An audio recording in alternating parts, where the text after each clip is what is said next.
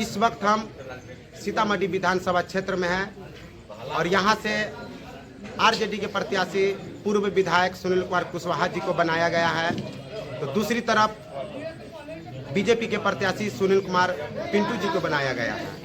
लगातार सुनील कुमार कुशवाहा जी अपने क्षेत्र के भ्रमण कर रहे हैं, लोगों से जनसंपर्क कर रहे हैं। 2015 में प्रत्याशी 2015 में चुनाव लड़ चुके हैं, उस समय सुनील कुमार कुशवाहा जी के जीत हुआ था। फिर 2025 में एक बार फिर से दोनों प्रत्याशी आमने सामने हैं। किस तरह से तैयारी है इनकी लड़ाई, जो कि यहाँ के मंत्री रह चुके हैं सुनील कुमार पिंटू जी से है, किस तरह की लड़ाई है, कैसे मुकाबला कर पाएंगे, इसको भी ले चलो। चैनल पर स्वागत है। घाट बंद रहा। प्रणाम सर, क्या कहना चाहिएगा कि जिस तरह से लोगों से आप जनसंपर्क कर रहे हैं, लगातार अपने क्षेत्र के भ्रमण कर रहे हैं, क्योंकि 2015 में दोनों प्रत्याशी आमने सामने थे और 2025 में फिर से आमने सामने हैं, क्या तैयारी है सर? तैयारी तो जनता तैयार है, हम लोग क्या कहें। 20 वर्षों की जो शासन सत्ता रही है बिहार में, और बिहार की सबसे बड़ी समस्या है और दुर्भाग्य है इस राज्य का, यहाँ के 4 करोड़ नौजवान नौकरी और रोजगार की तलाश में, मजदूरी की तलाश में देश के विभिन्न प्रदेशों में गए। शर्मानी चाहिए इन लोगों को। 20 साल में एक भी बिहार में मतलब रोजगार का सृजन नहीं हुआ, एक भी कल कारखाने नहीं लगे, और हमारे बच्चे, हमारे नौजवान मजबूर हैं दूसरे प्रदेशों में जाने के लिए, काम करने। बिहार में उनके लिए कोई व्यवस्था नहीं हुई। तो हमारे पार्टी की तरफ से क्या प्रयास किया जा रहा है? हमारे नेता आदरणीय तेजस्वी प्रसाद यादव, जब 2020 में विधानसभा का चुनाव हो रहा था तो उन्होंने कहा था हमारी सरकार बनेगी तो 10 लाख नौजवानों को नौकरी देंगे। इन बेईमानों के चलते बेईमानी कर लिया, हम लोगों की सरकार नहीं बन पाई। लेकिन जब दूसरी बार नीतीश कुमार जी इधर आए, तेजस्वी यादव जी 116 एमएलए का नेता मुख्यमंत्री बने और 43 एमएलए के नेता आदरणीय नीतीश कुमार जी को मुख्यमंत्री बनाया, बिहार की समस्याओं के समाधान के लिए, बिहार के लोगों के लिए। और 17 महीने के अल्पकाल में, छोटे से काल में, तेजस्वी यादव जी ने 5 लाख बेरोजगार नौजवानों को नौकरी देने का काम किया। जो नीतीश कुमार जी कहते थे कि पैसा बाप के घर से लाएगा क्या, उसी नीतीश कुमार जी के हाथ से पटना के गांधी मैदान में नियुक्ति पत्र बंटवाने का काम आदरणीय तेजस्वी प्रसाद यादव जी ने किया। 3.5 लाख नौकरियां प्रक्रियाधीन की गई, और जो जिसकी बहाली अभी 2.5 साल हो गया इस सरकार बदले हुए, नीतीश जी और बीजेपी को मिले हुए, लेकिन नहीं हुआ। जब परीक्षा होता है तो पेपर लीक हो जाता है। जी, बहुत बड़ा 4 लाख जो नियोजित शिक्षक थे उनको मरहूम हो गए, कहना नहीं चाहिए। सुशील मोदी जी कहते थे जो असंभव है, भगवान आएगा तो नहीं कर सकता है। तेजस्वी यादव जी ने उन 4 लाख नियोजित शिक्षकों को परमानेंट किया। बिहार में आंगनबाड़ी हो, आशा हो, जीविका दीदी हो, टोला सेवक हो, तालीमी मरकज हो, उन सब का वेतन मानदेय दुगुना किया। और इस बार तो तेजस्वी यादव जी ने कहा है कि हमारी सरकार बनती है तो बिहार के हर परिवार को नौकरी और रोजगार देने की व्यवस्था हम लोग करेंगे। और हमारी जो माँ बहनें हैं जिनका पैसा लूटा गया नोटबंदी के नाम पर, हमारी माँ बहनों की जो सुरक्षित पूंजी थी उसको लूट लिया गया, ख़त्म कर दिया गया, उनके पैसे लूटा गए। तो हमारी सरकार जब बनेगी तो 2,500 रुपया प्रत्येक महीना सभी माँ बहनें, किसी जाति की हों, किसी वर्ग की हों, जिनको अपेक्षा है उनको 2500 रुपया प्रति महीना मिलेगा। गैस का सिलेंडर जो कभी 400 रुपया में मिलता था आज 1,1100 में मिल रहा है। हमारी सरकार बनेगी 500 रुपया में दूंगा। नीतीश कुमार जी जो कभी कहते थे जब बिजली कम दाम में देना असंभव, तेजस्वी यादव जी ने कहा मैं 200 यूनिट बिजली फ्री दूंगा, और उनके डर से नीतीश चाचा कर दिए 125 यूनिट। 20 साल में उनको याद नहीं पड़ा, लूट रहे हैं, लोगों का खून चूस रहे हैं, उनको नहीं याद पड़ा है।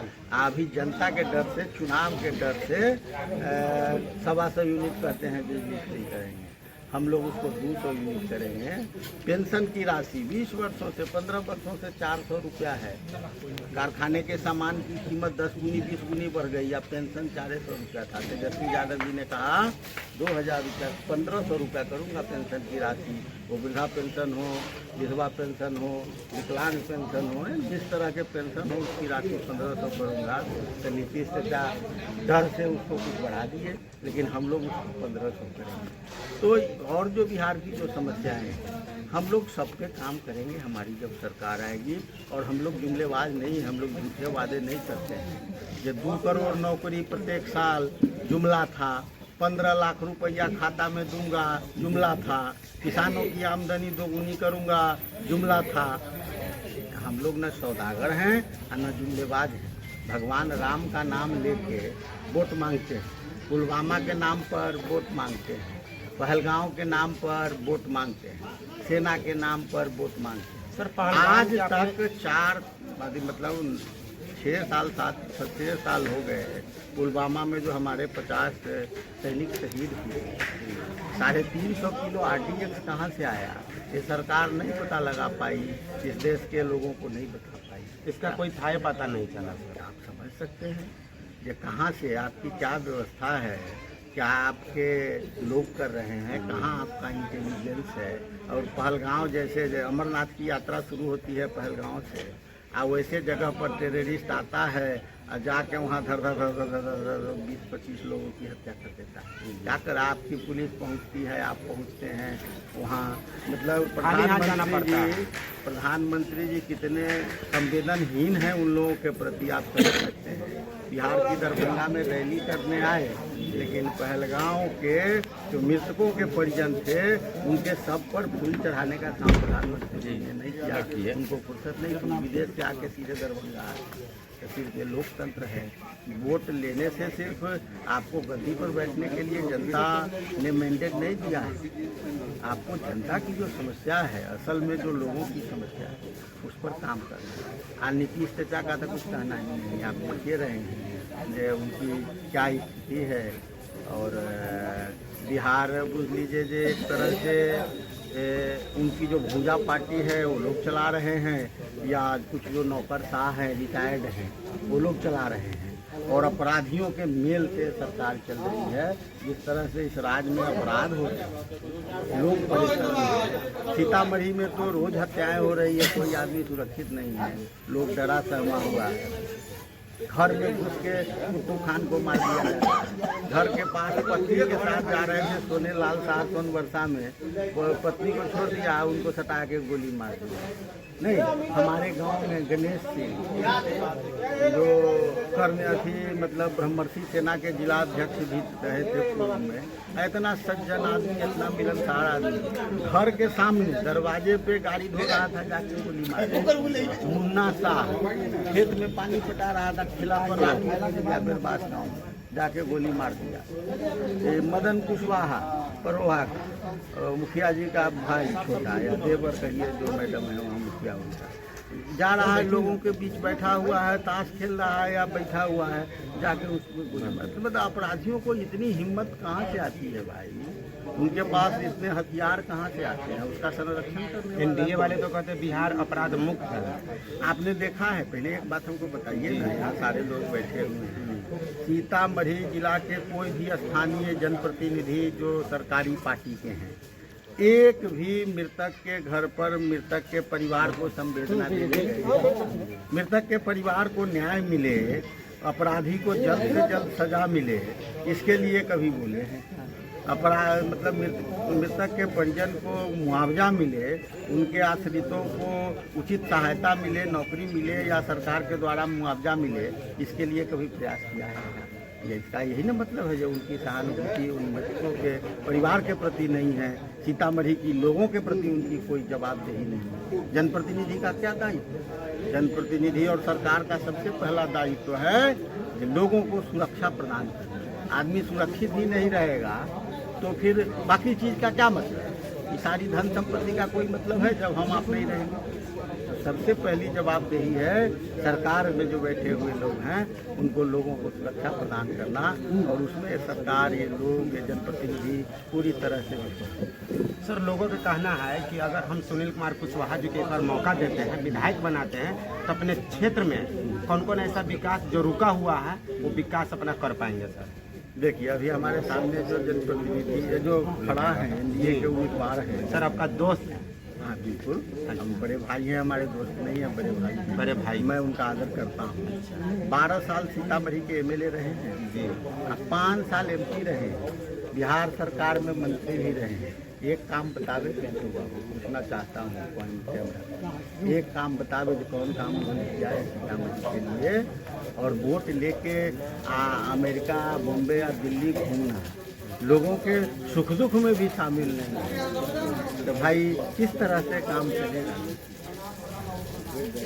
तो जो है तो देख रहे हैं जनता का। सीतामढ़ी की जो समस्या है, मैंने आपको पिछले बार भी कहा था, ये अभी जो यहाँ निवर्तमान एमएलए कहिए मिश्रेश, जब गिनती हो रही थी तो लगभग वो जीतने की तरफ अग्रसर थे, तो मैंने उनको जाके बधाई दिया।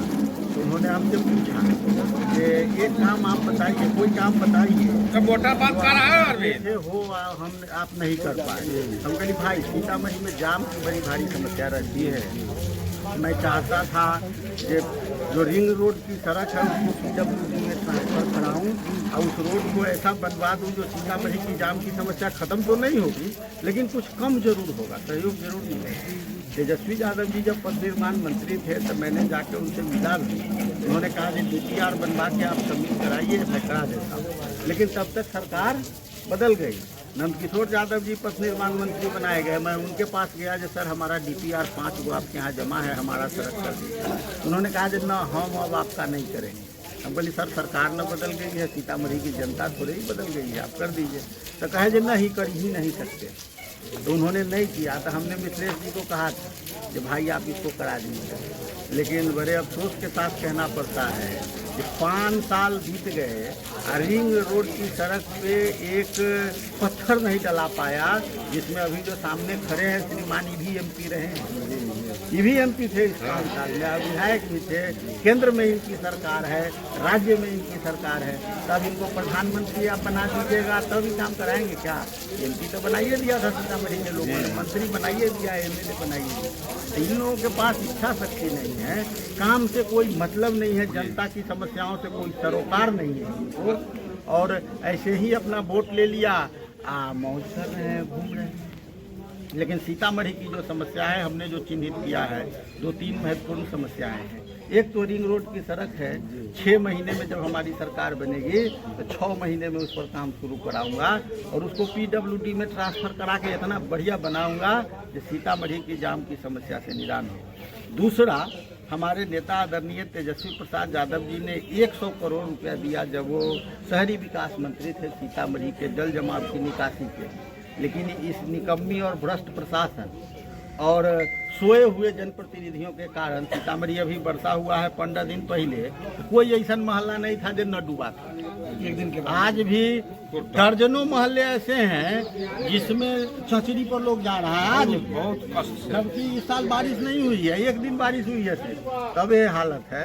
तो जाम की समस्या और जल जमा की समस्या और अपराधियों से सीतामढ़ी को मुक्त कराऊंगा। सीतामढ़ी के लोगों की जवाबदेही, हम लोग तो अभी लड़ रहे हैं, लेकिन हमारी जब सरकार बनेगी तो हमारी सरकार के डर से अपराधी कहाँ भाग जाएंगे आपको पता नहीं चलेगा। खोजने से, दूरबीन से खोजिएगा तो आपको कोई अपराधी नहीं मिलेगा।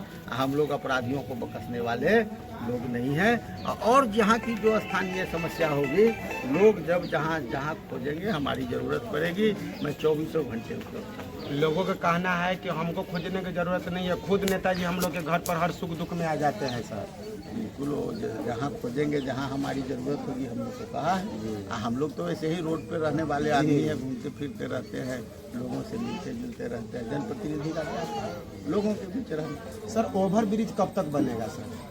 जल्दी सा नहीं बन जाते। हम अब देखिए ओवर ब्रिज के बारे में जी हमने कहा था, हमने जैसे पहले भारत सरकार और राज्य सरकार के बीच नीतिगत मतभेद थे, ये ओवरब्रिज का काम 2013 में 12 में शुरू हुआ था। अर्जुन राय जी जब MP थे तो उन्होंने कराया था। वहाँ पिलर कितना साल से बना पड़ा हुआ था, लेकिन पहले सरकारों के बीच नीतिगत मतभेद थे।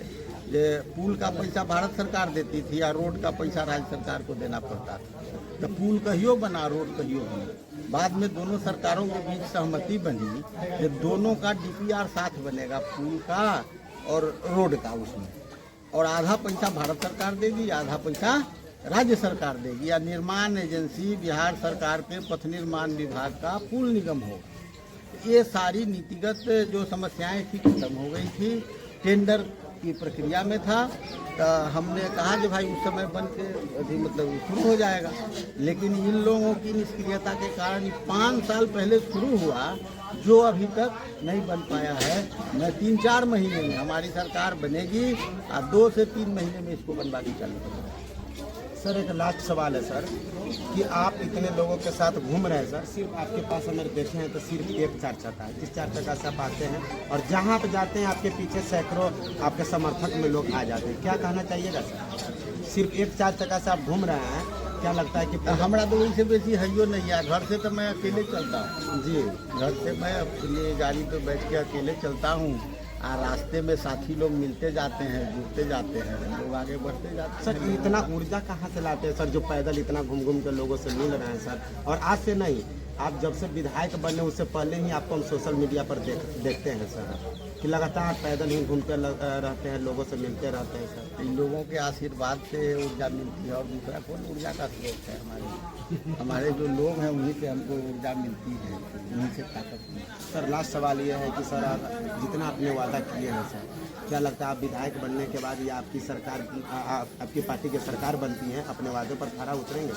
बिल्कुल, हमने तो कहा ना भाई एक बारी कि हम लोग सौदेबाज नहीं है, सौदागर नहीं है, हम लोग व्यापारी नहीं है, हम लोग जुमलेबाजी नहीं करते हैं। अभी जिसकी चर्चा ही करते हैं पुनौरा मंदिर की। पुनौरा मंदिर को आपको याद होगा, ये सीतामढ़ी में पहले जानकी महोत्सव का कार्यक्रम सीतामढ़ी के किसी होटल के बंद कमरे में होता था। मैं जब MLA बना 15 में, तो 16 का कार्यक्रम हमने पुनौरा मंदिर के प्रांगण में कराने का काम किया, और उसी साल पुनौरा मंदिर के लिए 25 करोड़ रुपया अनीता देवी जी थी मंत्री, पर्यटन मंत्री, उनसे दिलवाया हमने पुनौरा के विकास में। और दूसरी बार जब 2021-22 में तेजस्वी जी उप मुख्यमंत्री बनते हैं, तो तेजस्वी यादव जी ने 75 करोड़ रुपया दिया पुनौरा मंदिर को। ये लोग जो गाल बजाते हैं, माता सीता के नाम पर वोट मांगते हैं, आप खोज रहते हैं, कहते हैं कि हम भगवान के बड़का भारी भक्त हैं, तो बतावे नीतीश कुमार, अब बतावे केंद्र की सरकार ये पुनौरा धाम के लिए आज तक कितना रुपया दिया है? 1 रुपया दिया क्या इन लोगों ने? दूसरी बात, एक सड़क हम लोग सुनते थे रामायण सर्किट, सुने थे मास्टर साहब? ये अयोध्या से चलेगा, नहीं अयोध्या से चलेगा, सीतामढ़ी होते हुए जनकपुर तक जाएगी। 11 साल हो गया, कहीं चिस्कियों पर आया है अभी तक? पता चला है कि कहाँ है सड़क? तो जिस तरह से ये लोग जुमलेबाजी करते हैं, अब नीतीश बाबू के सरकार का 1 महीना जब बचा था, सरकार अंतिम चरण में थी, तो इनको माता सीता की याद आई। आपको है जो 800 करोड़ रुपया मंदिर बनाने के लिए। हम सीतामढ़ी के लोगों को भरोसा दिलाते हैं कि अगर तेजस्वी यादव जी के नेतृत्व में जो बनना तय है, बिहार में महागठबंधन की सरकार बनेगी, तो सीतामढ़ी जानकी मंदिर के विकास के लिए और सीतामढ़ी के विकास के लिए 10,000 करोड़ रुपया लाऊंगा, और देश और दुनिया के मानचित्र पर सीतामढ़ी की ख्याति को पहुंचाऊंगा, स्थापित करूँगा। चलिए हमारे साथ